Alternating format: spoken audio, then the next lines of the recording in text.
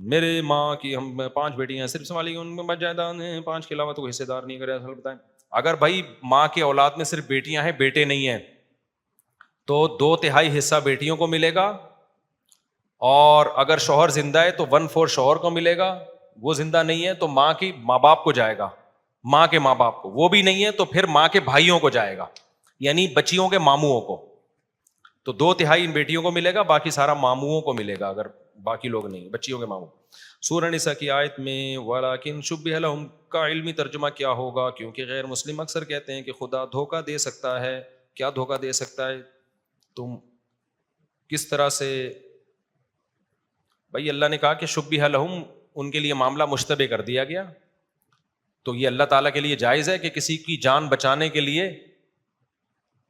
ان کی شکل کا کوئی دوسرا آدمی ان کو دے دیں؟ یہ تو اللہ کے لیے جائز ہے نا، اس کو دھوکہ تھوڑی کہتے ہیں، یہ جان بچانے کے لیے ہو رہا ہے. آپ کے ہاں کوئی ڈاکو آیا آپ کو قتل کرنے کے لیے، آپ اس دروازے سے گئے تاکہ اس کو دھوکا ہو کہ یہ یہاں ہے، اور پچھلی گلی سے آپ نکل کے باہر چلے گئے، وہ ڈاکو وہیں کھڑا ہوا ہے. اب آپ کہیں انسان ہو کے دھوکا دے رہے ہو، دے کس کو رہے ہیں؟ ظالم کو دے رہے ہیں. تو یہ دھوکا نہیں کہلاتا، یہ چال کہلاتی ہے. ظلم سے بچنے کے لیے کیا کہیں گے؟ یہ ایک چال چلی ہے. تو اللہ تعالیٰ نے بھی ایک عیسیٰ ابن مریم کو قتل ہونے سے بچانے کے لیے ایک تدبیر اختیار کی تھی. وہ تدبیر کیا تھی؟ کہ ان کی شکل کا ایک آدمی آ گیا جس کو انہوں نے عیسیٰ ابن مریم سمجھ کے قتل کر دیا. یہ تدبیر کہلائے گی، یہ دھوکہ نہیں کہلائے گا. اور یہ بھی ممکن ہے انہی کی شکل کا پہلے سے کوئی آدمی موجود ہو تو اللہ حضرت عیسیٰ کے گھر میں لے گئے ہوں تاکہ وہ اسی کو پکڑ کے لٹکا دیں. میری خواہش ہے کہ میں اپنے بیٹے کو مدرسے میں داخلہ کراؤں، لیکن مدرسے کے بارے میں سمجھ میں نہیں آ رہا رہائشی کراؤں یا نہیں. اس کا میٹرک ہونے والا ہے. کچھ لوگوں نے منع کیا ہے کہ بچہ اداس ہو جاتا ہے. بھائی مسئلہ یہ ہے کہ جامعۃ الرشید میں تو میٹرک کے بعد داخلہ کروا دیں، اور حفظ کا بچہ جو ہے جو بہت چھوٹا ہوتا ہے اس کو تو رہائشی نہیں کروانا چاہیے. یہ بچے کے ساتھ ظلم ہے. ماں باپ سے بالکل اتنی عمر کے بچے کو محروم نہیں کرنا چاہیے، بہن بھائیوں سے. لیکن اگر بڑا ہو گیا ہے، سمجھدار ہو گیا ہے، جیسے ہم تو 18 سال کی عمر میں مدرسے میں آئے تھے، تو پھر ہم تو پورا ہفتہ مدرسے میں ہی گزارتے تھے. اس وقت ہمیں ماں کی اس ممتا کی ضرورت تو اب بھی ہے. ماں کی ممتا تو ایسی چیز ہے، انسان کے بچے بڑے ہو جاتے ہیں اما نہیں بھولتا انسان، لیکن جو چھوٹے بچے کو جس طرح سے چاہیے نا ماں باپ، وہ ظاہر ہے بڑے ہو کر انسان مستغنی ہو جاتا ہے. تو اس وقت بھی ہمیں بڑی ٹینشن ہوتی تھی گھر سے دور رہنے کی. تو 18 سال سے جو چھوٹے بچے ہیں 15 سال کے، ان کے تو پورا ہفتہ وہ بہت زیادہ اذیت میں آ جاتے ہیں.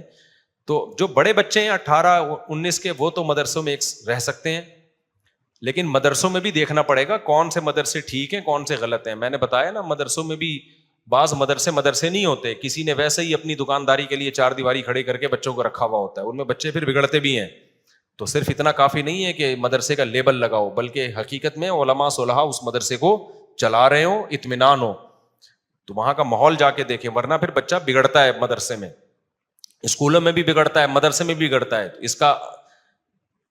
اس کا معیار یہ ہے کہ چلا کون رہا ہے.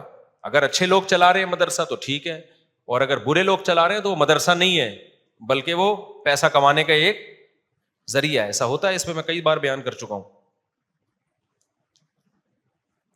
تو میرا خیال یہ کہ بچے کو شروع میں رہائشی نہ کروائیں، شروع میں صبح آنے جانے والا. جب 1-2 سال وہ مدرسے کے ماحول سے مانوس ہو جائے گا پھر رہائشی کروا دیں.